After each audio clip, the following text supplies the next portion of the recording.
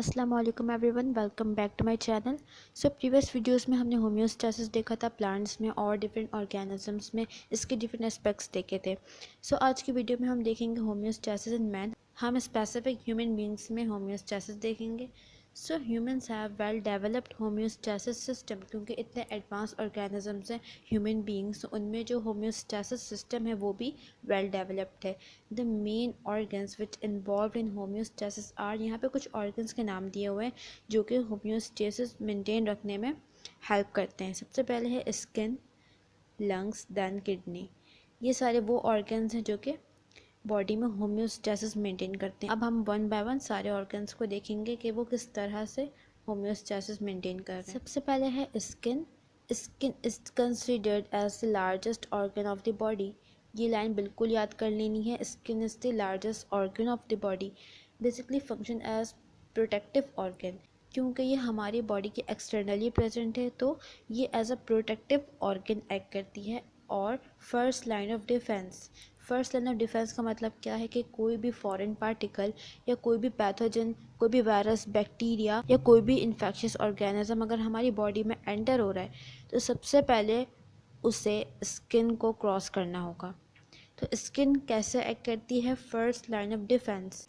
But it also works efficiently as a homeostatic organ. लेकिन इसके अलावा जो ये एक होम्योस्टैटिक ऑर्गन की तरह भी एक्ट करती है। कैसे?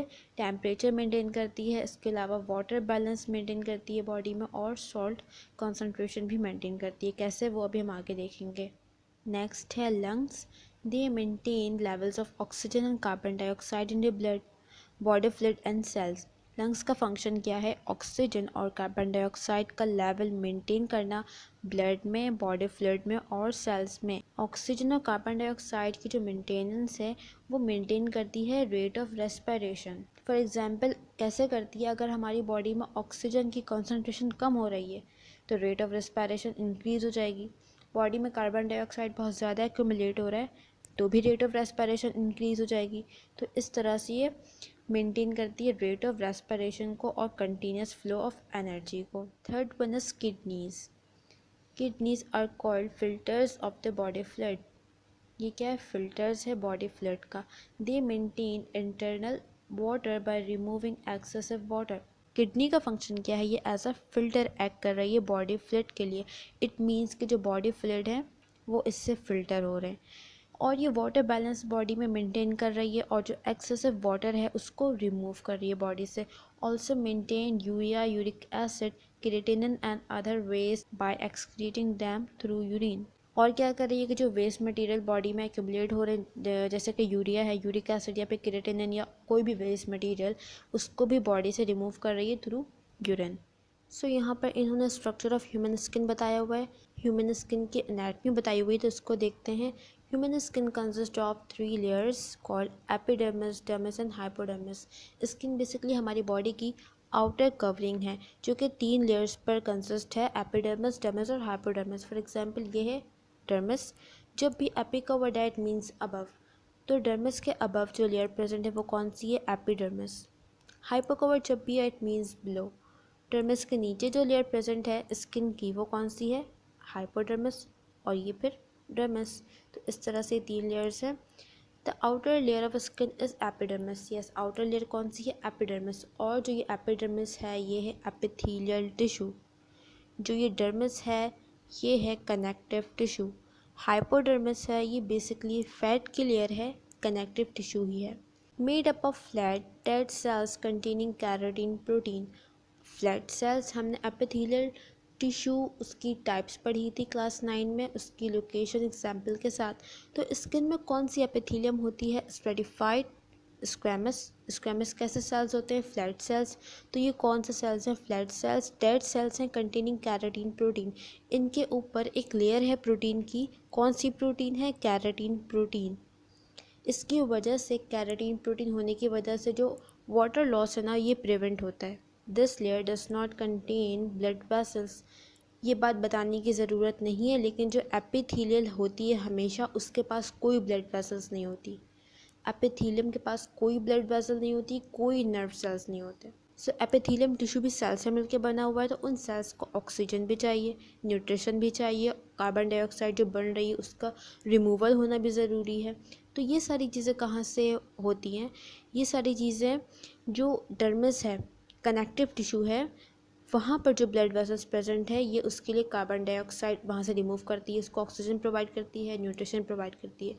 तो एपिथेलियम टिश्यू हमेशा अपनी जो न्यूट्रिशन है, ऑक्सीजन है, वो कहाँ से लेता है? उसके नीचे जो कनेक्टिव टिश्यू की लेयर है वहाँ से। इसके अलावा ब्लड वेसल्स ना होने की जो वजह है वो ये है कि अगर ब्लड वेसल हो एपिथेलियम में तो ये आउटर कवरिंग होती है, तो जो फॉरेन पार्टिकल्स हैं, कोई भी इन्फेक्शियस ऑर्गेनिज्म, वो ईजिली हमारे ब्लड में एंटर हो सकता है, और जब वो ब्लड में एंटर हो गया इट मीन्स वो हमारी बॉडी में एंटर हो गया और फिर इस तरह से वो इन्फेक्शन कॉज कर सकता है। It is impermeable to water, क्यों? क्योंकि कैरोटीन प्रोटीन प्रेजेंट है, and prevent water loss from body as well as work as protective layer भी बना रहा है by preventing entry of micro organisms. Next है dermis, is the layer present between epidermis और hypodermis। Epidermis और hypodermis के between कौन सी लेयर है? Dermis. It contain many different structures, जैसे कि नर्व एंडिंग्स है, receptors to detect temperature change, pain, pressure. यहाँ पर जो डर्मिस की लेयर है ये है कनेक्टिव टिश्यू की लेयर। यहाँ पर कुछ नर्व सेल्स एंडिंग प्रेजेंट है, रिसेप्टर्स प्रेजेंट है जो कि टेम्परेचर चेंज को डिटेक्ट करेंगे, पेन को रिसीव करेंगे, प्रेशर को डिटेक्ट करेंगे। ये सारी चीज़ें यहाँ पर प्रेजेंट है। इसके अलावा dermis also contain sweat gland. Sweat gland कहाँ प्रेजेंट है? डर्मिस में। अभी हम इसको डायग्राम से समझेंगे, don't worry. Which secrete sweat on the surface to maintain temperature and also secrete urea, water and salt. ये सारी चीज़ें जो एक्सक्रीटरी मटेरियल हैं ये सारी चीज़ें यहाँ से एक्सक्रीट हो रही है। इसके अलावा आर्टीरियोल्स प्रेजेंट हैं, blood vessels, it means form a network which are involve in temperature regulation, जो कि टेम्परेचर रेगुलेट कर रही है। The dermis also contain hair follicles and sebaceous gland which secrete oily sebum. इसको हम डायग्राम से समझेंगे तभी हमें क्लियर होगा। हाइपोडर्मिस देख लेते हैं जल्दी से। Hypodermis is the inner most layer of skin containing fat. Fat की लेयर है which act as insulation against loss of heat. Fat की लेयर क्या करती है? बॉडी से हीट लॉस को रोकती है, क्योंकि ये इंसुलेटर है। फैट की लेयर से हीट कंडक्शन नहीं हो सकती, तो जो हमारी बॉडी में हीट है उसको लॉस होने से रोकती है। इट स्टोर्स एनर्जी, तो इस तरह से एनर्जी हमारी बॉडी में स्टोर हो रही है। सो ये डायग्राम है स्किन के लेयर्स की। फर्स्ट लेयर कौन सी है? Epidermis, then dermis, then hypodermis. Epidermis कौन सी लेयर है? पहले तो ये एपिथेलियल सेल्स हैं और उसके ऊपर carotene protein present. Then dermis, dermis में कुछ हमें दिखेंगी arteries, blood vessels, it means nerves दिखेंगे। स्वेट ग्लैंड, ये देखो यहाँ प्रेजेंट है स्वेट ग्लैंड, और इसकी जो डक्ट है ये एपिडर्मिस में जा रही है, तो यहाँ से जो स्वेट प्रोड्यूस होगा ये इस तरह से हमारी बॉडी से रिमूव हो सकता है।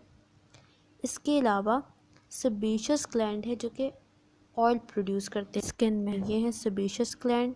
इसके अलावा कुछ हेयर फॉलिकल्स प्रेजेंट हैं, कहाँ पे? डर्मिस में, और इस तरह से ये हेयर्स बॉडी से एक्सटर्नली मूव कर रहे हैं। लास्ट है हाइपोडर्मिस, ये क्या है? फैट की लेयर है। एडिपोज टिश्यूज़, एडिपोज टिश्यूज़ क्या है? फैट्स। तो ये किसकी लेयर है? फैट की लेयर है। तो यहाँ पर जो ये एपिडर्मिस है और डर्मिस ये क्लोज कॉन्टैक्ट में, तो एपिडर्मिस को जो भी न्यूट्रिशन चाहिए, जो भी ऑक्सीजन चाहिए, ये ईजिली यहाँ जो ब्लड वेसल्स हैं इनसे डिफ्यूजन के थ्रू ले सकता है।